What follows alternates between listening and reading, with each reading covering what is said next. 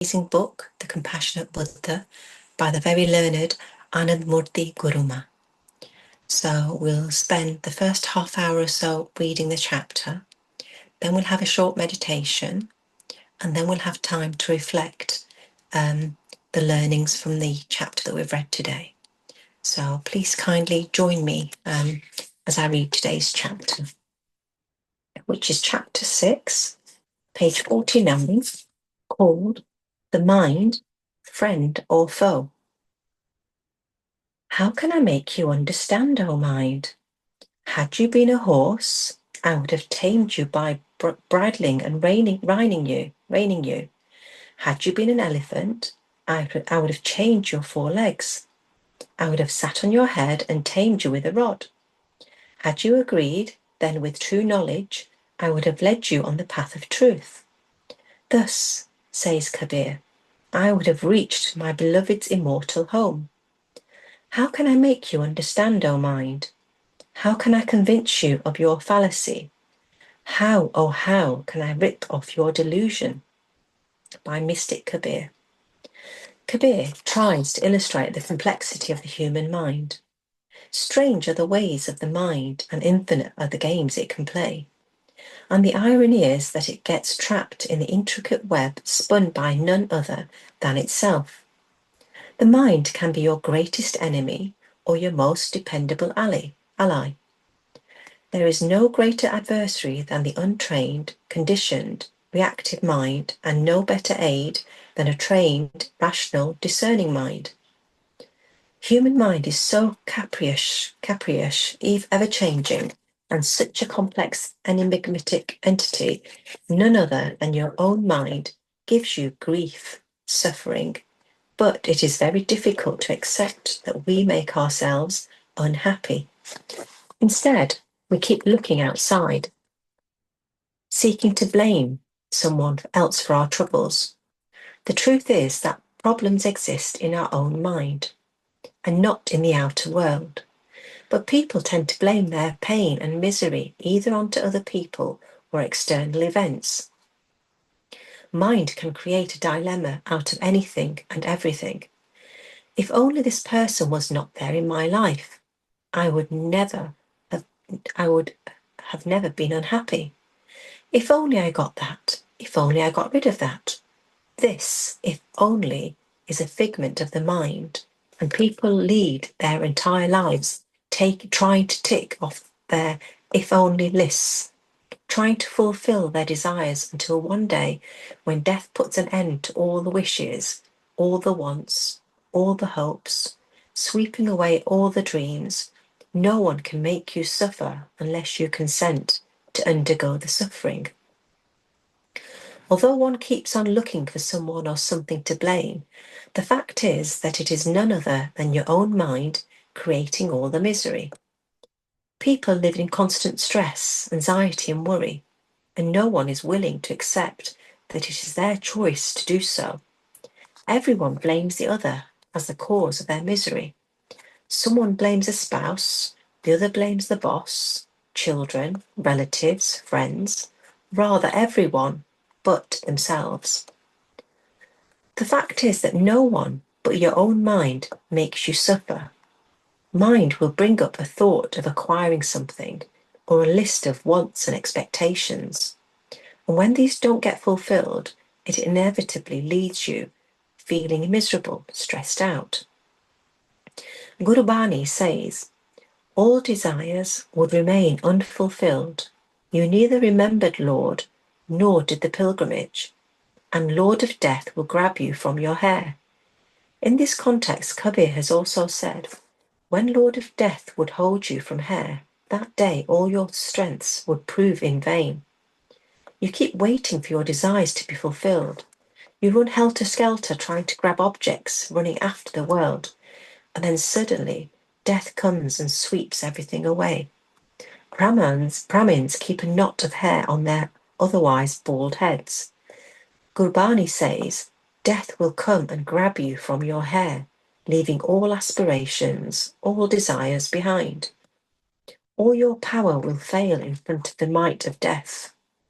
The veritable truth is that the mind is the source of all suffering. For example, say the mind wants something, so as long as you don't get that which the mind has wished for, you will remain anxious, you will remain on worrying, and if you don't get it, you will be miserable. But what if the mind never came up with that desire in the first place? Then there would be no question of feeling unhappy on the non-fulfillment of that desire. You may say that if there is a mind, then, but unnaturally there will be thoughts, there will be desires, and if they don't get fulfilled, then obviously one will be unhappy. There you go. This means that if you don't want to be miserable, then the solution is simple. Don't have any desires. Don't have any expectations. Buddha has said, misery inevitably follows those who get swayed by their mental tendencies. Those who speak or act under the influence of a flawed, imperfect mind, just as the wheels of a cart follow the feet of the bullock pulling the cart, you lead your entire life, dictated by your mental tendencies and thoughts. Your entire life script is dictated by the mind. For example, the house you were born in, you end up regarding it as my house. The parents, as my parents. Let's suppose for a moment you come to know that the parents you were regarding as my parents are in fact not your biological parents. All these years that you were regarding as mine, be it my house, my parents, my siblings, my religion, all that is shattered in a moment. What will you do then? You will find it catastrophic to deal with. It is another matter that in reality the parents you regard as my parents, do they really belong to you? No one belongs to anyone other than the Lord.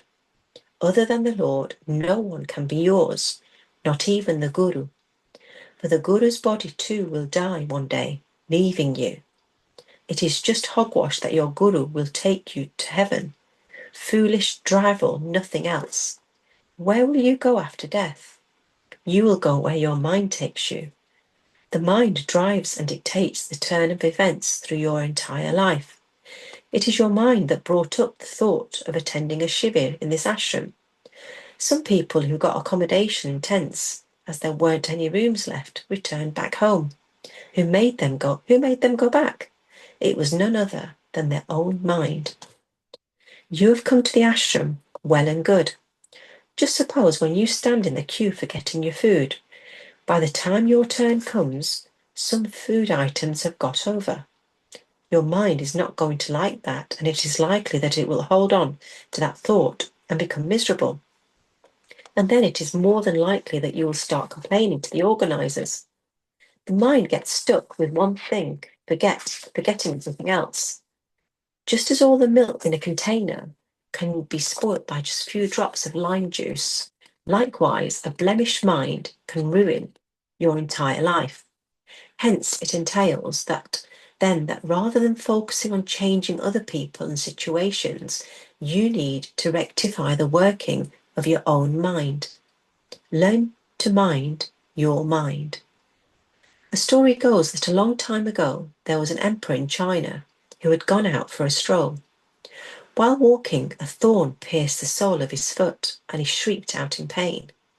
He was so annoyed that he asked his minister to carpet the entire kingdom so that this event would never happen again.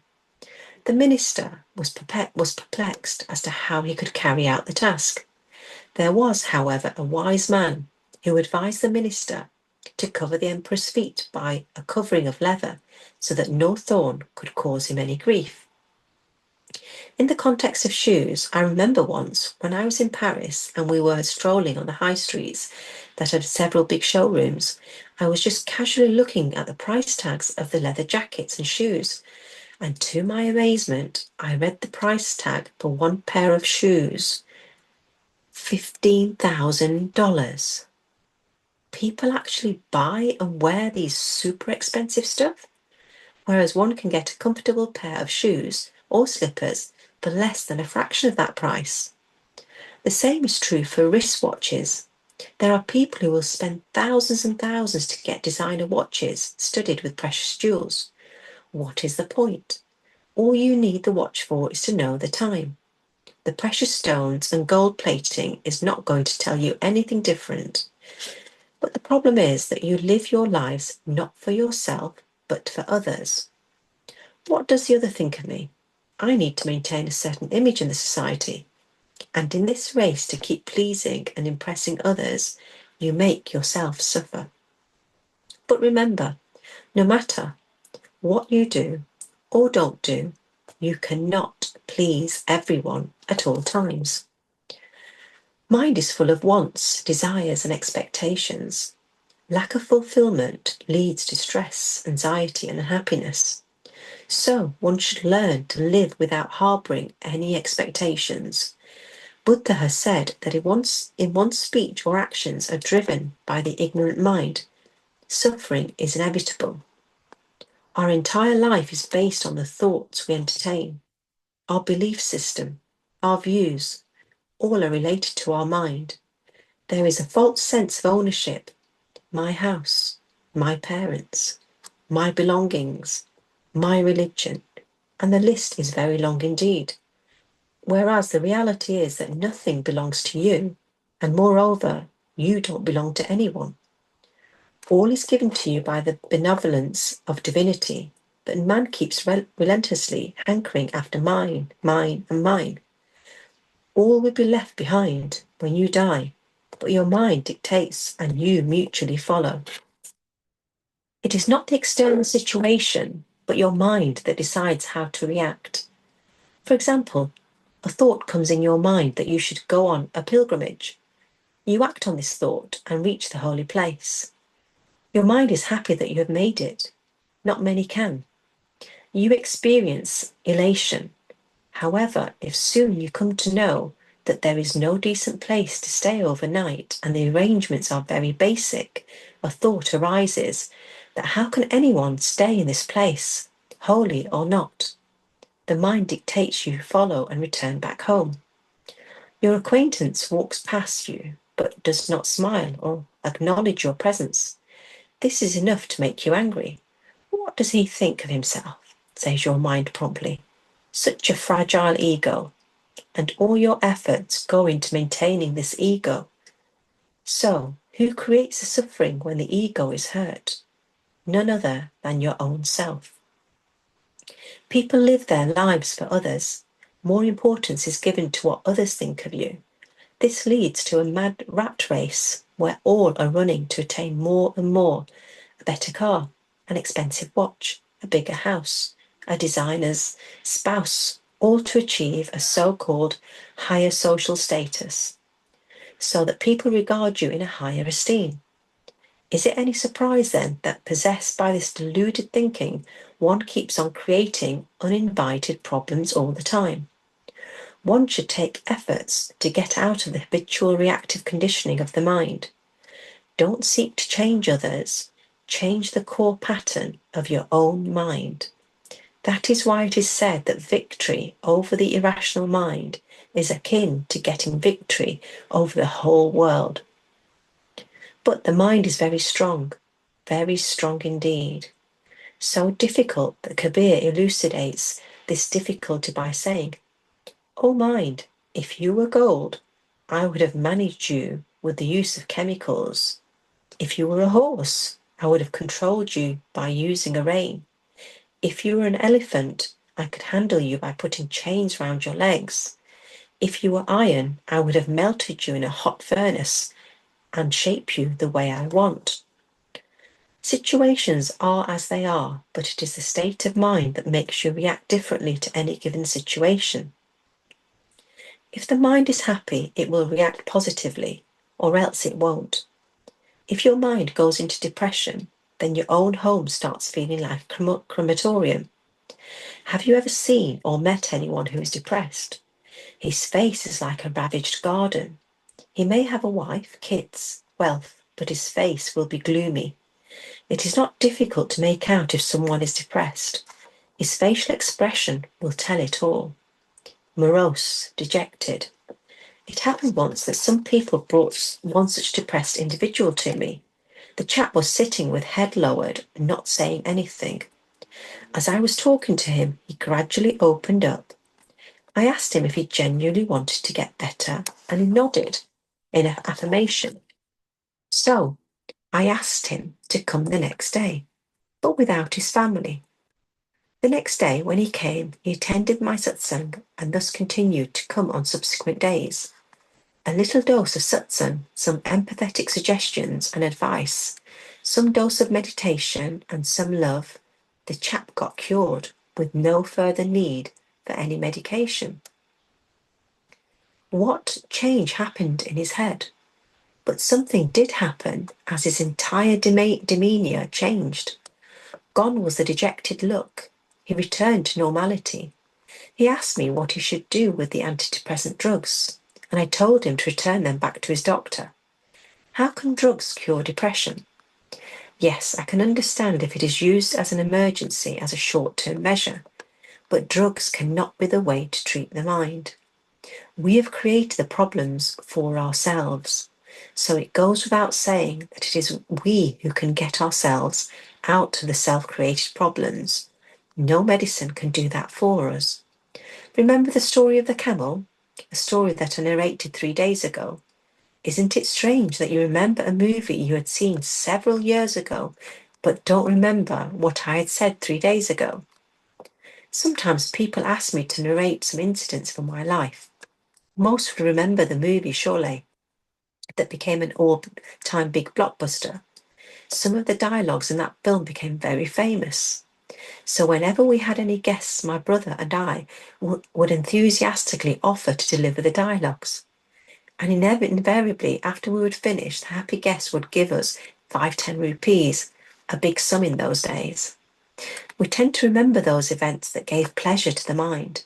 If only you could get the same pleasure from my satsangs, you would then never forget a single word uttered by me.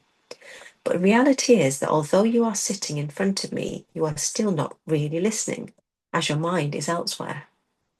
Earlier, I had narrated the story of the man with 4 camels. In a desert, a man was travelling with his 4 camels. When night befell, he stopped to take rest and started tying the camels to the wooden peg. He soon realised that he had only 3 ropes and hence couldn't tie the 4th camel. He was distressed as he didn't want the camel to wander off in the night. Then he was approached by an elderly gentleman. The wise old man advised him, You know that there is no rope, but the camel doesn't know that. Simply brush your hands across the camel's leg, pretending that you are tying a rope, as you would normally do, and say aloud to the camel that the rope has been tied until morning. Lo and behold, in the morning, the man found the camel in the same position as he had left him. Interestingly, however, when he pulled the rein to get him to move, the camel refused to budge. The wise old man came to his rescue again. He asked him to pretend that he is untying the rope from the camel's leg, the rope that did not exist. As soon as he did this, the camel started to move. Well, you are no different to the camel. Aren't you tied down too? You are sitting here, but where is your mind?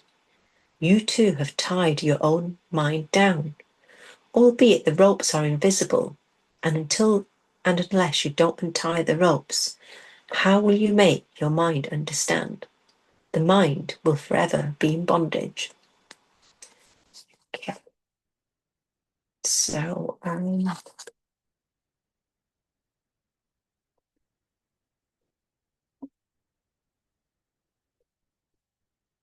then Kabir says, Gyani ho to gyan sikhao, satya ki raah chalao, कहत कबीर सुनो भाई साधो Amarpur Pachun Chahu. Amarpur refers to the immortal kingdom. Kabir says, once your ropes are untied, you will reach the eternal, immortal, indestructible Lord. He says the only way to make the mind understand is through wisdom. There is no other way. The only way to deal with the mind, purify the mind, is through pure wisdom. And it is very important to be in the presence of such individuals who can impart this true wisdom, as only the deeper understanding will set you free. Then you become free forever. Where is the pain, the suffering? Right within you. And if your mind is blemished, impure, then all actions, including speech, performed through such an impure mind, will be impure. If your mind is impure, you will be unable to perform any virtuous acts. Your sweet speech will not be truthful, pure. As long as there is untruth in the mind, how can you speak truthfully? To those who say, we want to become your disciples so that our life takes a turn for the better, my reply is that your life will not improve by merely becoming my disciple. Instead, make your mind a disciple of wisdom, i.e., eradicate your mental impurities using this cleanser. Your upliftment lies in this, in eliminating all mental afflictions, and not by simply becoming my disciple. Simply becoming a follower of any guru is not going to help. Nothing will help unless you cleanse your mind by imbibing wisdom. How will it help if, although you become my disciple, but still keep following the dictate of your own mind? Will that make you my disciple or a disciple of your own mind? In such a situation, it will make no difference to your life, no matter for how many years you are associated with me. See, if you keep on seeing the same doctor for years together and still you are not cured of your disease, the doctor is going to be ecstatic. The doctor is not going to be ecstatic, no matter how greedy he is. A doctor is not going to be elated on knowing that a patient has been taking his medicine for, let's suppose, 20 years and still not got cured of his illness, is he? On a lighter note, I heard that once a doctor went to Shimla for his vacation and his son, who too was a doctor, was handling his practice while his father was away. When the doctor returned, he saw that his normally full clinic was nearly empty. Anxiously, he asked his son what was happening. The son replied, "Father, you are going to feel so proud of my prowess. All the patients you couldn't cure in all these years, I have cured them in a matter of days." The father yelled, "You fool! By stretching the treatment from 3 days to 30 days, I managed to pay the fees for your degree. Now, where will I get the money for your brother's MBBS degree?" So, no matter how greedy a doctor is, he will give you some medicine, albeit of a weaker strength, to improve your health. And if a doctor can have ethics, do you think a guru will be without honesty, integrity? A guru gives you his all, but in such a tremendous effort to make you understand. But you keep on ignoring his words and keep on following the habitual pattern of your own mind. You are happy just to wear the locket with the guru's picture around your neck, but not follow what the guru asked you to do. How can that help? If after hearing discourses for years together, you are still stuck in the same rut, still going through same pangs of suffering, I say, leave that guru. What is the point in making guru so casually, so frivolously, when you don't seriously absorb and act upon the guru's words? Bear in mind, no guru can redeem you. You alone can absolve yourself by purifying your mind in the fire of wisdom. The guru can only guide you, but ultimately it is you who has to walk on the path. You are the master of your mind, and hence it is entirely up to you to free yourself. Don't depend on an external guru to liberate you of your miseries. The key to this lock is with you and no one else. Just think, how can you experience a full life of joy and contentment? It's possible only when you live your life with wisdom. Mind will always keep erecting some problem or the other. Hence, you need wisdom to sort your mind. Okay.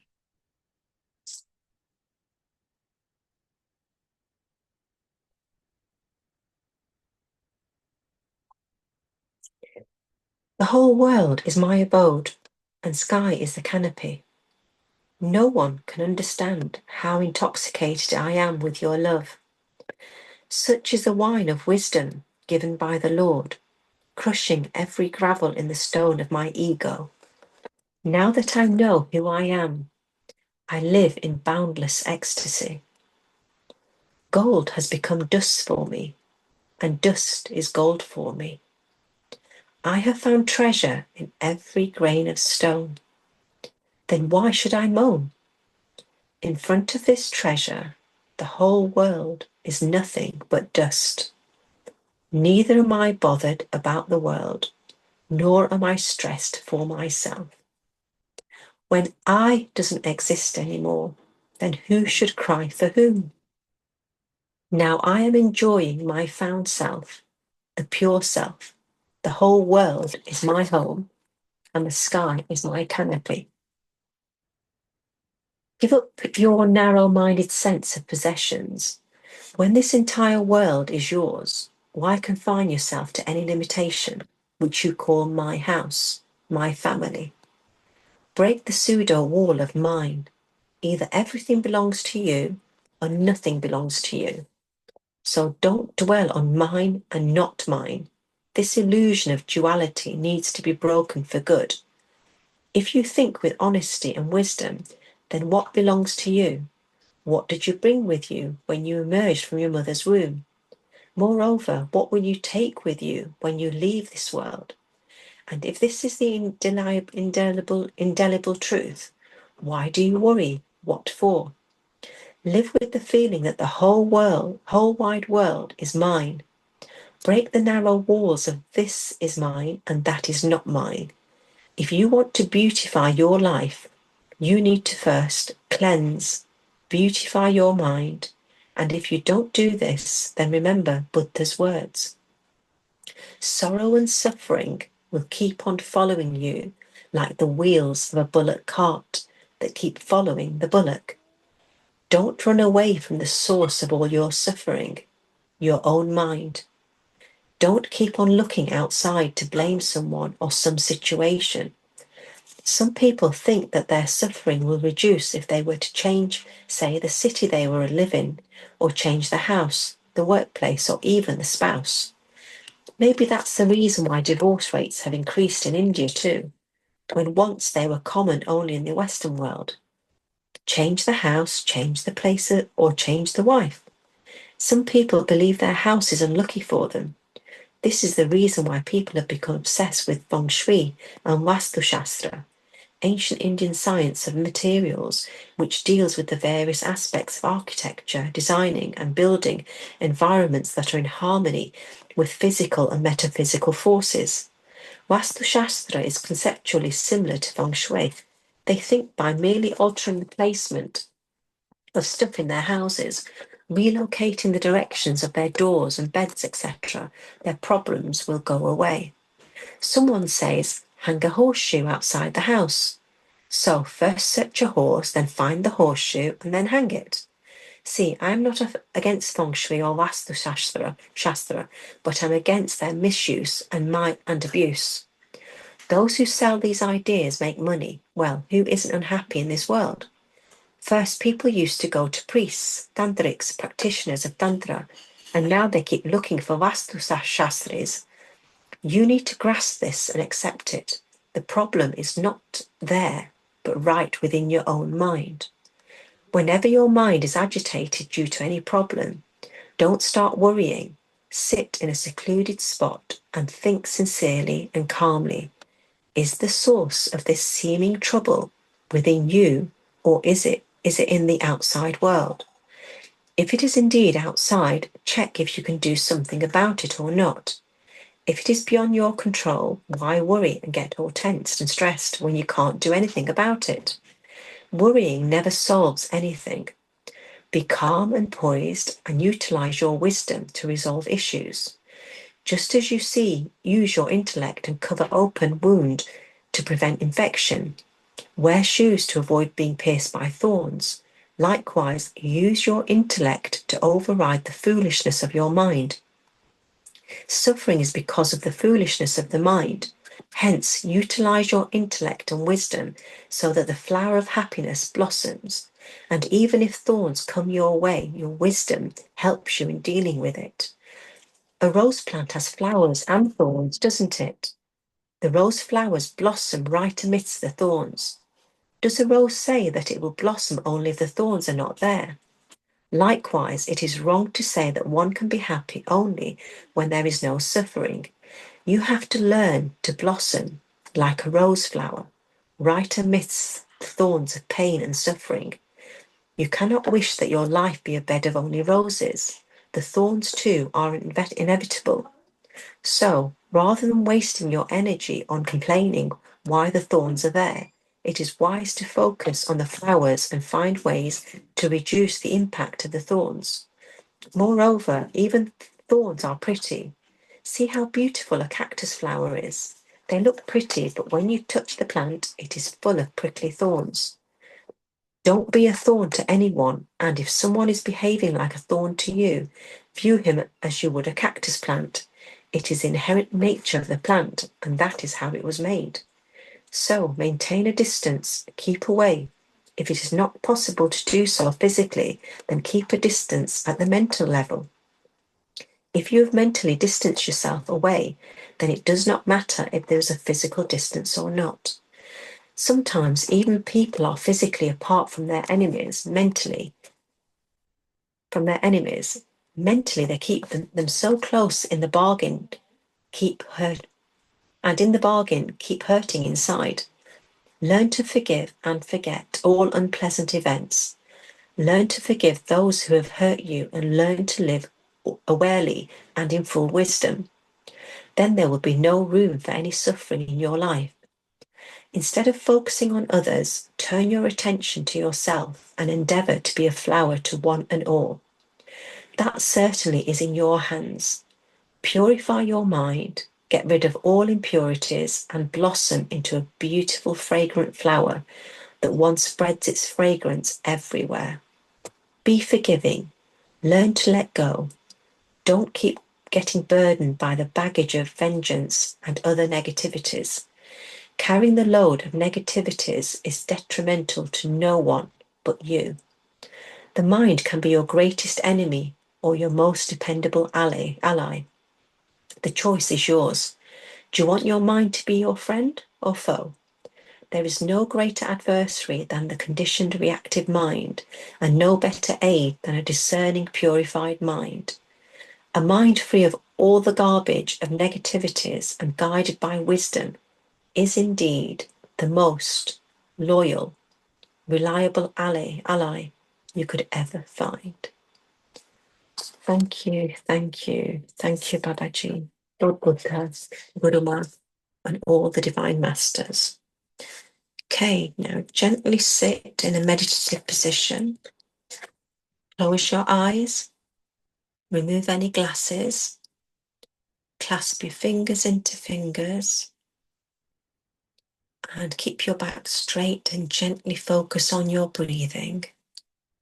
We'll take 3 deep breaths in your own time and gently feel relaxed and be in the here and now.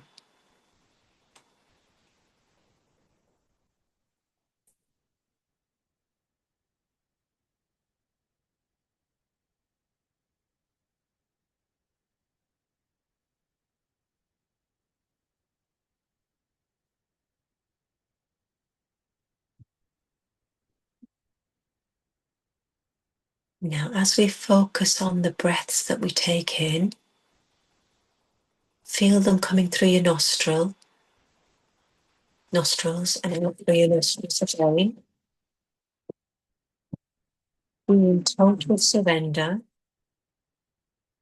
and learn to release anything that's been bothering you or has been holding you back.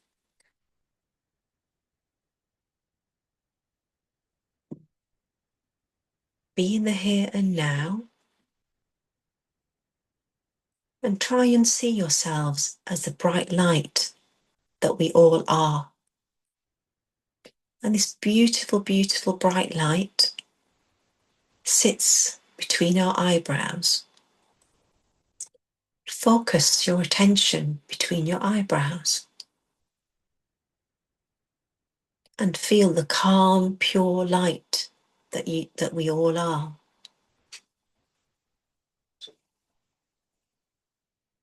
Now see this light stepping out of this body and coming over you. And as you look down, you can see your body sat there in total peace and calmness. And you now have the opportunity to go exploring and actually traveling without the body, as is called astral traveling. So feel yourselves light like a feather, and feel yourselves being able to fly upwards, come out of your house over the roof, go high into the sky, and become one with the sky. And gently feel the clouds as you pass by them, as if they're giving you a hug and saying, welcome, welcome to this space. Feel totally free and relaxed, totally empty. You're just pure divine light, enjoying the space. Feel the wind around you, whispering, saying, hello, welcome to this space. You become one with the elements, one with all nature around you. And as you carry on flying higher and higher, every single step that you're taking is bringing you closer and closer to the Supreme Divine Being, as if you're being pulled and called for by the Divine Supreme Mother and Father. And as you go higher up, you look down and you see all the houses and trees looking like miniature toys. And you're totally, totally free. Nothing's holding you back. And it's a feeling of total joy and happiness. Totally, totally free. As you're free, just like the air that's around you. And as you carry on, you feel the sun's rays on you as well. Beautiful, beautiful, warm, bright rays. Again, giving you a warm welcome. And the supreme rays of the sun actually enhance your light and make it brighter and bolder as you become one with the sun's rays. Just feel totally in tune with yourself. Beautiful, beautiful, bright light that we all are. And as you carry on going higher and higher, you can see how everything looks so, so beautiful and divinely made. The oceans, the beautiful colours, the forests, and all the animals and birds that are so miniature and minuscule. We are so, so blessed to be able to see the world from this viewpoint. To take in this beautiful moment, to be in awe of this beautiful, beautiful cosmos and the whole world, this beautiful Mother Earth, the planet that's our home, that we're so, so blessed to have, where everything works in sync. Everything has timing of its own. Now, as we're just flowing and floating by through all the clouds, we're going to be gently coming back down to our homes. And as we're coming down, we should pay gratitude and deep, deep thanks to our parents for teaching us everything we have learnt, from talking, walking, thinking, everything. We owe everything to our parents' upbringing and their kindness and love that shaped us the way we are today. And also to our ancestors, our grandparents. Everyone has played a huge part in making us who we are. To all our gurus, all our teachers, and everybody that we've met in our lives that's had some part or some role to play in shaping us and making us who we are today. To our siblings, our family and friends, our children, our neighbours, our colleagues, our workplace. Deep, deep gratitude to everyone who has had some sort of part in our lives, either in the past, present, or future. Deep, deep gratitude for our amazing body, mind, and soul that allows us to function and travel wherever we want to go. Deep, deep gratitude to all our gurus and all their teachings, all our holy books, and all the divine energies, divine masters that are holding our hands and always there to help and support us and push us along our spiritual path. Deep, deep gratitude to the 5 elements, to the mineral kingdom, the plant kingdom, animal kingdom, to the whole cosmos, all the planets, and deep, deep gratitude to all the books, all the technology that's helping us, and everyone who's had a part to play in shaping us and helping us to live like roses amongst the thorns. We are blossoming every single day. Day by day, we are becoming stronger and stronger as we follow our spiritual path of enlightenment. Deep, deep gratitude to Monica G for kindly organising these sessions. Deep, deep gratitude to you all you divine masters, for kindly taking time out, precious time out, and sharing your energies. And deep, deep gratitude for all your reflections and sharing your learnings as well.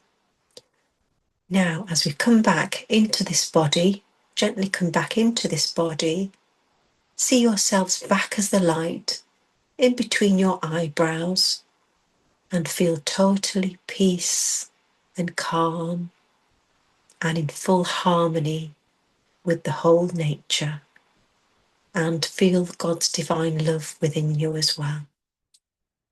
Okay, gently rub your hands, your fingers, place them over your beautiful eyes, and we count down 5, 4, 3, 2, 1. Gently open your eyes in your hands and feel the divine energy radiating from your hands into your beautiful, beautiful eyes. And take this energy all around your face, your head, ears, neck, shoulders, upper arms, lower arms, hands, chest, stomach, thighs, legs, and just feel totally, totally recharged and re-energized to join in with the discussion. Thank you, thank you, thank you, Babaji, Lord Buddha, Guru Ma, all the divine masters. Deep, deep gratitude.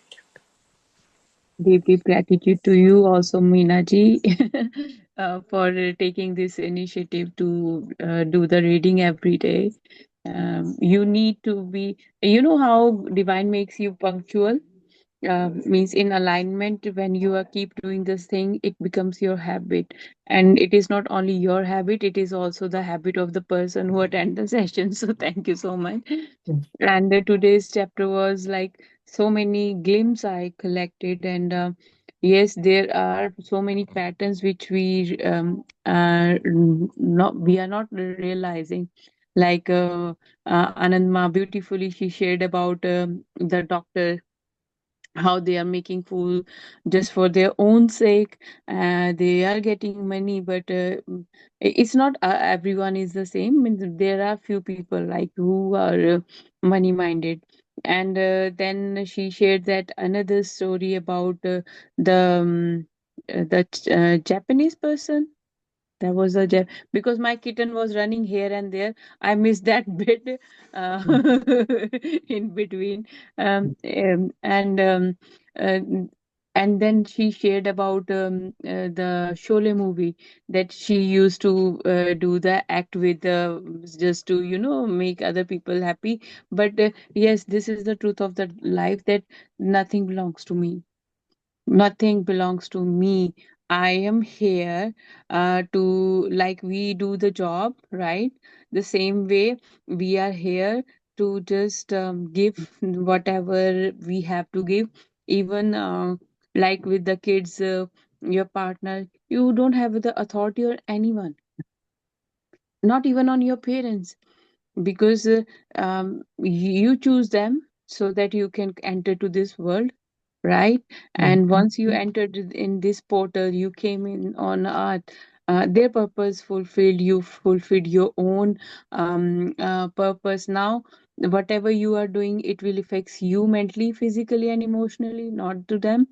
And so many things it happens when we so many time I saw people plan to go somewhere. They are so much excited in the advance that once they are there and that place, they don't have that curiosity, nothing.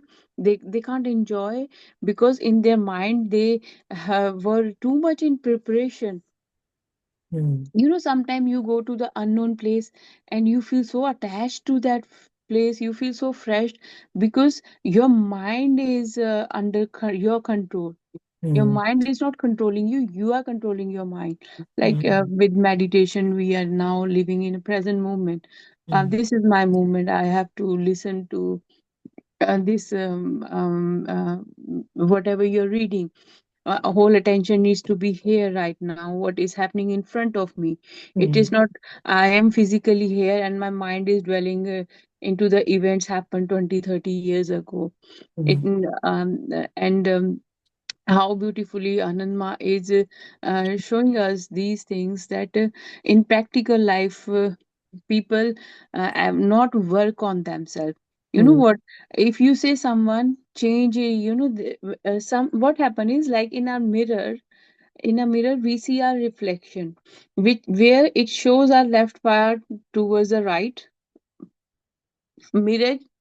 Our images other way around, right?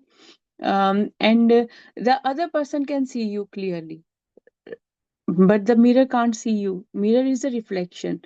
The same thing is when we say someone to that what you can't see within you, other person can see.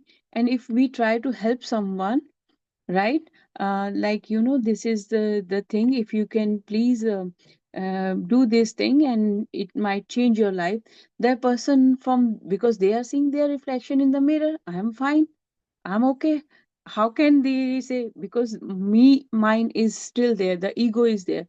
Ego, I think one ego is where you see, think you're very supreme than others. You can dominate everyone. And another ego is where I know, like, very beautiful example Anandma gave, that doctor, you follow him and you give your money, but the teacher will bring more knowledge to add value to your life. It's a very deep code if you means think accordingly. That when we were in the schools, how means our teachers were giving us examples.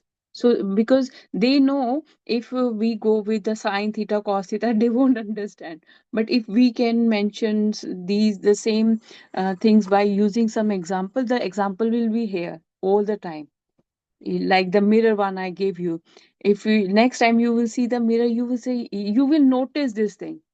And yesterday I listened one podcast which I really love about. The person said, we are now working on inner beauty. We are working on outer beauty. We are so much into pleasing others, uh, showing our in today's chapter, Anandma also mentioned about the leather jackets and shoes, right? 15,000 pound, yes, it's a dollar, right? It costs a lot. In that much money you can buy so many things. But it is means everyone's personal choice what they like. But sometimes these things hit you rock bottom. It is just the pair of the shoes I just want to wear in my feet, right? And if I go for the uh, uh, recently I watched another. I was reading a book where it is mentioned. You know, the real royals, they never wear expensive branded things because their name is already royalty. They've been through all these things, right? But the person who is not means having that position, they think that after wearing jewelries, heavy, necklace or branded things, people might think they are rich, right? In that scenario, what they are doing, they are wasting their money. But the person, if you see very rich people, their dressing sense is very simple and they're very down to earth. But some people who got, I mean, the generations, I am like my grandfather was a businessman. My mother's dad was businessman. We saw that royalty in our mom, our dad. Um, my dad was means working, but my nanu, he has his own business. But he trained my mom that way. He said doesn't matter, like he have a job, we have, means the understanding, right? And my dad was from village, so mom, even she stayed with him in the village. And I was out of blue, "Hey, mom, you spent it your," means, yeah, means you are in the city, and it shows that how that person is so humble, doesn't matter. Because my nanu used to say, he said, the rich person, but bacha, they won't show. They will always come to help others without making other people feel bad. But they said that the person who is a newly built businessman, we can say, right, they don't have the heart. They won't go for the things to spend. Whereas in our childhood, we were 22 cousin brothers and sisters, and whenever we go to our nanu's house, all the vendors who goes from that street, they have the means full guidance from my nanu. They all have to stop and they have to give us until we say no for that. Oh, ice cream doesn't matter. It is ice cream man. It is a chaat wala. I am golgappe. Anyone. It means otherwise he will say 22 kids, right? Why should I spend that much money on them? But he never think that way, and he literally enjoyed looking towards us. We are enjoying, everything, and the people on the means the vendors, they were laughing. They were saying, "You are spoiling all of them." He said, "No, no, let them do what they want to do." And sometime I've been to the places where I saw the people. um I worked with so many NGOs, and we have the supporters who are really very rich, and they're holding that legacy. These people, they never ever even showed us that they are very rich. But some of the people who have the recently got some money or something, they are, means, coming with the idea, how much you need, how much. And I was like, you know what, we are not here to show that what I'm going to do.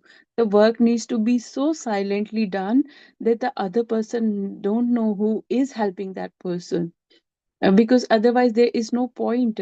And why I'm correlating it with today's chapter, like the ma gave the example of doctor, right? There are I'm not means pointing doctors, there are other professions, or wherever we go, everyone, if someone is selling something, they will think first that about themselves. They won't think first about the person to whom they are serving, right? But the like Lord Buddha, he had that luxurious life, but he left that luxurious life because he was like, I have so much luxury in my life, what about these people who don't have? And uh, and it is very shocking. He learned, means being a royal, he learned all the things he needs to learn when he was grown up, but where he used it, he didn't use it on the same people, means the same background. He used it so that the education, whatever the wisdom he have within him, to share it with the world so that he can enlighten other people. It's means a person coming from a poor family becoming rich is understandable, right? A person coming from a rich background and living everything luxurious life and becoming like, nothing, and going to that nothingness, it shows that me and mine will stay here. Me and mine will stay here. It is the only thing how you make other people feel. If a single soul is happy with my action, I think like my life purpose is fulfilled. Mm. That how we have to work. And AnandMurti ma, means she explained everything so beautifully. Mm. When you were reading, these are the things coming in my mind. I was like, and so much things, when you are doing anything, your brain is in alignment. The same things I'm watching, the same kind of things are popping up in front of me, and I was like, why? Then it's like, you, when you are in alignment, divine bring the same people, same kind of situation, same kind of messages in front of you. And thank you, divine. Thank you, universe. Thank to all gurus, Mahavtar Babaji, Anand Murti Ma, and Lord Buddha, for all this wisdom. Even when you are talking, I am talking, sometimes you might be surprised. Is it, am I the same person? I have a discussion this morning with someone. I was like, sometimes I'm like thinking about myself, like maybe in the past I was very quiet person, not sharing that much about myself. Yeah, holding. I know everything, but for me, I was always thinking I don't have to make other people feel bad, right? But now I am open. Then I later on when I listen to the videos, I was like, am I the same person? is is me who is talking? I think it's all the divine's wisdom. Is flowing through all of us. So deep gratitude to the Most High for choosing Mm. us, Yes, mm. and thank you to you and to all the masters who always guide us and lead our path. Thank you, deep gratitude. Thank you so much, Monica G. I think my take from it is today is the importance of the mind. Listening to our intellect and knowing what's right and wrong. And from what you're saying, we came empty-handed. We'll go empty-handed. I think in Gujarati we say "Kali hate ayavata, kali hate jasu," and yet we still say "mine, mine, mine." We're so attached, but we need to gradually break our attachment, which is easier said than done. It's easier to say this now, but to put it into practice is the real test. So that's the key taking that I'm taking today, that I need to gradually look above things and not get so wound up and attached to things that I currently am now, which is hard. But then if you don't, and the wisdom, you can't rely on the Guruji to take you there. You've got to take your own initiative. In this chapter, Guru Nanak has said, the Guru won't be able to just take you and lift you out and give you moksha. You have got to take the steps and transform and change yourself. And the only way you can do that is through having discourses like this, being in good, positive spiritual company and working on yourself and having that discipline, because otherwise you won't be able to advance. So deep, deep gratitude to you, Monagaji, for introducing these sessions to me. Honestly, I really look forward to them every day. And we too are just as beautiful as these beautiful flowers. You know, despite all the thorns that we come across in our lives, we need to remember that we too are beautiful, both inside and out. Thank you so much. Thank you. That is the beauty of, all the gurus, how they teach us. It is not the book I choose. It is not the book you choose. The book choose us that this is the way we can learn our new lessons, and every day is a new learning. See, the same verse you are reading, you are getting different message. I am receiving different messages. I am seeing all these pictures that if you have to learn humbleness, look at these things, right? And when I think personally, when we see those things our own people are doing, it motivates us a lot. I was 13 years old the moment when I joined NGOs with my elder brother. In such a young age, kids go to play outside when hanging here and there. But we've been to blind schools, and blind schools, oh my god, blind people's hostel. I was shocked. Meena ji, you won't believe, I was standing in front of that lady. In one go she put the thread into the needle, and I was like, and then she burned the stove. In the old time they were putting yeah. And for me it was so shocking. I was too young and looking towards that. And then one blind boy, he was very good guitar player, and he was singing so nicely, so beautifully. And we were so shocked to see. And there was a couple, the lady I'm talking about, they both husband wife were blind, but their son was normal, and the son was playing on his bicycle. They see the visions are coming in front of me. He was on his bike, and the parents know that which way he is going. And I was like, how? And the boy who was playing guitar, I asked him, I said, like, how do you know about it? Because I was very curious about it. He told me about brain lippy and all those things. And their head teacher, he was very I don't know now he is means alive or not. He was a very famous palm reader.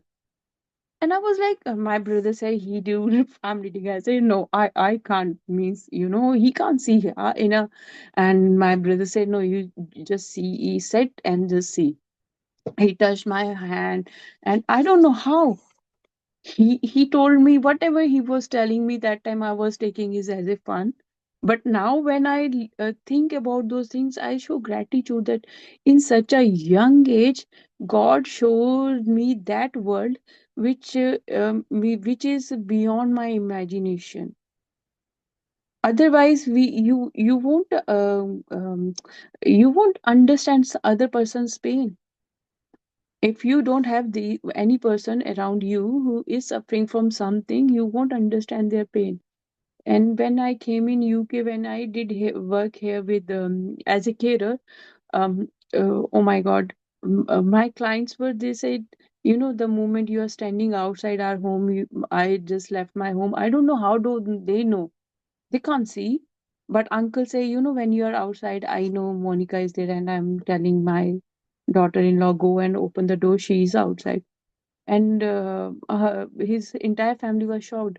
How do Abba knows you are outside? I said, I don't know, their sixth sense or something.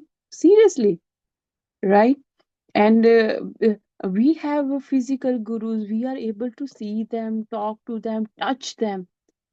And look at these people, means they are divinely spiritually, means high respect to all of them, that they can't see, but still they can see inside. And the boy was I asked him about the colors. That time I have no idea about Reiki and all those things. He was mentioning me the aura colors and all those things. Now when I learned Reiki, I was like, in that age he knows about everything. and they can they can read energies very quickly. And very fortunate to meet these type of people in that age. And it is sometime when I share things, so many people say, when you share, you inspired us a lot. I will tell you one thing why I'm sharing it, because in my life journey, no one never ever told me what I have to do. No one showed me the path. That's why I did so many mistakes in my life. But now I was like, if I know this thing, na, I have to share it with the other people. They won't do that mistake. Or if someone don't understands, yes, emotionally, physically, some of us are on different level. We are not that mature. But if you have a guidance, you know how to deal with other person. You will see through them that like a human being, you will understand from where they are coming. It is not like a very quiet person never speak up. Means now I'm very if you met me before 7 8 years back, you won't think about me talking right now the way I was that time. And these are the things happen when we are in alignment with our gurus. And on the same time, I worked on myself silently for around 14 15 years. I just silently worked on myself, just watching where I have to improve. But most of the people around me was saying, she's dumb, she don't know anything. And emotionally people drained me a lot. But I was like, uh, you know what, you need to be at a right place to share your wisdom. You can't be on the wrong place to share the thing with a person who never been to a school, or who never have a um, uh, faith in spirituality. Those who won't trust themselves, they can't trust anyone else. And deep gratitude to all the gurus. I love all gurus. And thanks means, wherever, uh, since from our childhood, wherever we want to go, our parents allow us to go.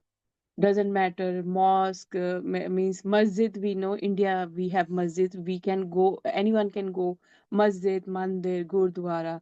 Go wherever you want to go. Whatever, any bandara, any jagrata, maybe we used to go there.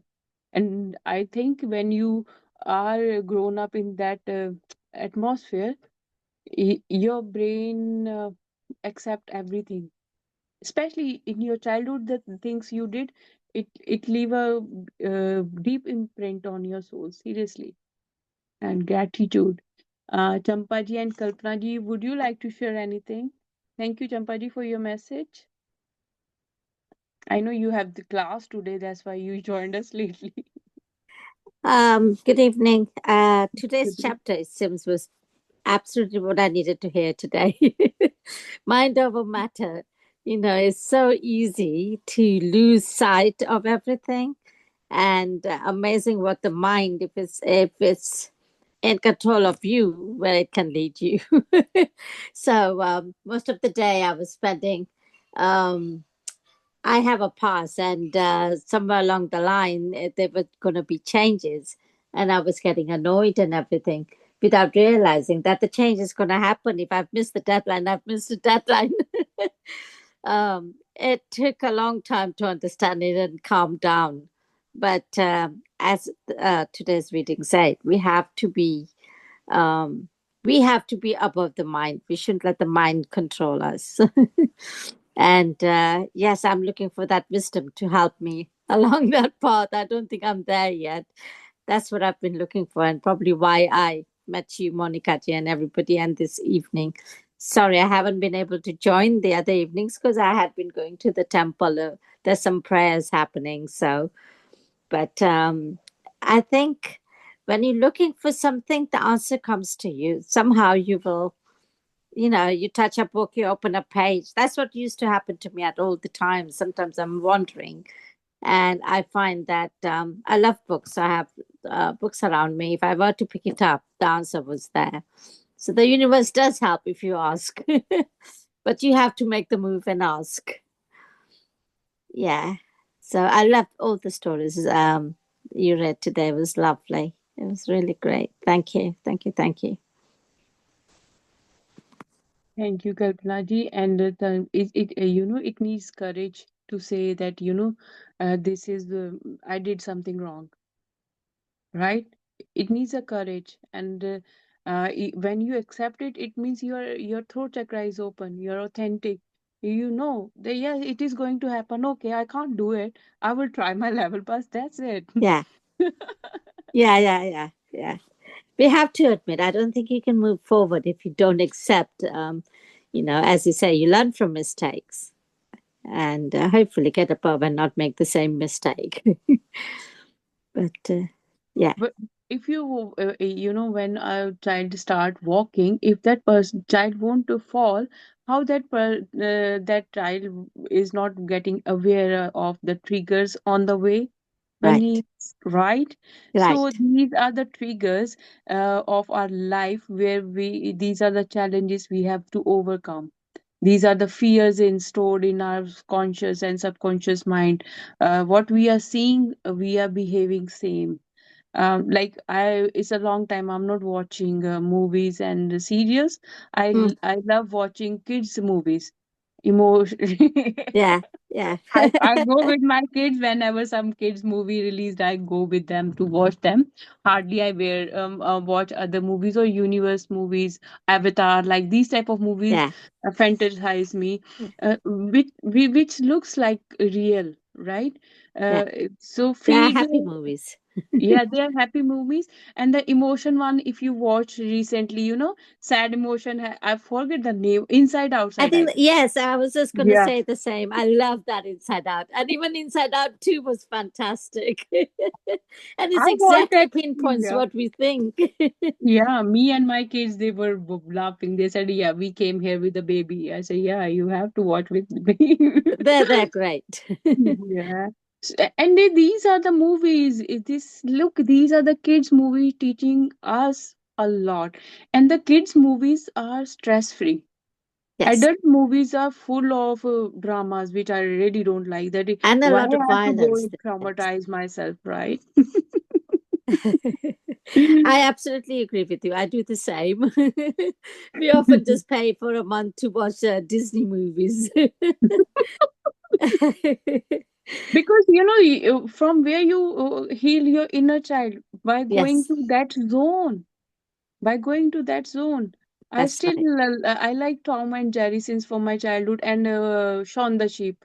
I still watch with my kids. They make my kids know if I get angry, then they start laughing. Shall we play Shaun the Sheep or so it means create that kind of environment. Even my kids are with because of me. They have the same habit of watching kids movie more than adult movies. So it's a Yes, good thing, it makes you more happy, alive, being yes, inner child. absolutely. Absolutely. Yeah. And Anandma also saying that how we get rid of the things when I become a child. Yes. I don't like to control. You can't control a child, right? I have a kitten. When he was reading, I don't know from 2 3 days why he is becoming so crazy. He jumps here and there, and so I have to keep an eye on him. That suddenly because I have stitches, so I'm worried that if he jumped on me, so what will happen? So I'm very careful when he's around me, but he never comes to me. He stays down, but you have to be very, very mindful with the things around you, how it affects you mentally, physically, and emotionally. And my son said, we bring it on a very right time when you need it the most. Oh, bless them. That's fantastic. I think the animals can sense as well. Uh, Yeah. Oh, they can sense. trust me, Kalpana ji. Before he was coming to my hands, I can hold him. Now Yeah, he don't allow me to hold him in my hands. right. Uh, And I was like, he have that sense. And that's right. in the night, he is checking on me. Oh, bless. He's sleeping next to me and he's checking on me. Wow, Yeah. Mama is doing. That's amazing. That's amazing. During the meditation, Kano came in. I don't know whether he heard the door bash open. He actually Yeah, came in and licked my leg. He wanted to join in the meditation. he pushed the door down, got in, even though there's a blockage, he managed to get through. So he obviously felt the positive energy and wanted to join in. Yeah. And these energies, are pure divine energies, and they are the healers. Mm. Because he entered it the same way when all the time my kitten is here and there, but the moment you start meditation, sitting nicely. I, I don't know which scent he is. Oh, Super blessed. yeah. We all are Yeah. blessed. We all are blessed. Just see blessings in everything. And one more thing which I learned from my life, I never control anyone. I said, if you want to go, go by. I prefer my peace of mind. And with so many things that what we don't understand in our entire life, we give our peace to other people. So Mm. be mindful of that also, and learn to say no. No means no. No means no. Doesn't matter who that person is. I was just going to say that, Monica. It's the most toughest thing I find to say no. And then I get stressed and then I get upset. No, Slowly, I'm learning. These days, I'm saying no. But it yeah, took me a long time. yeah. So just say that if your mind is not accepting it, then just say Kalpana's first priority. Right. Kalpana's peace of mind is more important than anything else in the Yes. world. If I'm not peaceful, how I be healthy, right? How Right. my mind means my mental, physical, emotional health will be if I'm not in a peace. Yes. Yes. It's I not found like that nothing out. is. I Yeah. found that out last year. I was at a rock bottom. It took me quite a lot of effort to come out of it and realize that nobody else was affected. It was my mind, and therefore it was me and my body who got affected. So, yes. And today, one thing I heard that was very shocking for me because I attended one of the master's session. Beautifully, she mentioned. She said, sometimes people make you feel cry. They are playing with your emotions. That time you Yes. won't understand. That Yes. time you won't understand that they find a cause to trigger you, Yes. and you are crying because they know you can't speak up for yourself, right? Absolutely. But you know what? These are the people who make a very kind person to a devil person. You can say that again. Yeah, True. yeah. They turn a very saintly person into a devil, and then what happen is now this person see through both the situation. This Yeah. person, then you are making a person very very much alert, and they said that never means hurt a person who is very quiet person, Yeah. because it is very easy to do wrong things, but it Yes. is very hard from the right to go to wrong. Yes. It's just You like, can't as you reverse said, it. You can't negative reverse it. thoughts will come very quickly. To make those thoughts positive is very, very hard. Same You way. can't reverse. Yeah, you can't reverse it. Yeah. Um, so many time I meet the people and they say to when I told them about my Reiki and all those things, oh, you are a mind reader. They get so shocked with that. I said, hello, that's my profession. That's my profession. It's not like otherwise, how can I heal you if I don't know anything about you, right? And people lie a lot, but when you talk about energies, meditation, you can see through people and situations very clearly, and it helps you. Mm. It opened another thing within you, and why this thing happened, why it is not happening with you before. There is a reason. When I learned Reiki, I don't have any idea about the tarot card. So my master, she told me, Monica, I'm just middle of the session. She was teaching me, and she said, start reading tarots. I'm like, what? Tarot? And even that time, I have no idea what tarot is. Okay, my intuition was telling me to pick her tarots. she was tarot reader also. Yeah. I shuffled the tarots and my cards were flying. I started doing reading for her, and her father passed away few years ago. Her father's energy I was feeling around her, Oh. and I explained her everything about her father. She was looking towards me like this. She paid me in return. She paid me in return, and whatever I said, she was like, "How do you know that?"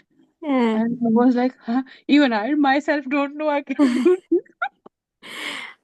I have a fear of tarot cards, Monica ji. When I was studying, we had a year out placement here, and one of the friends, he bought tarot cards just for fun.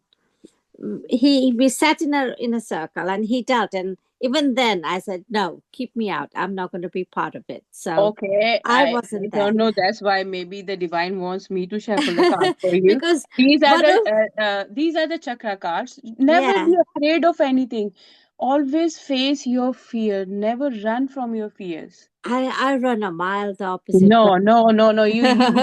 Because It means you are not in trusting your own self. in that Okay, session okay. Let's in that Slash at session the I had a sorry, friend, slash but at the I meant a recording. friend because Yeah, we Monica, were yeah. all so Thank you. Yeah, 1 minute. Thank you.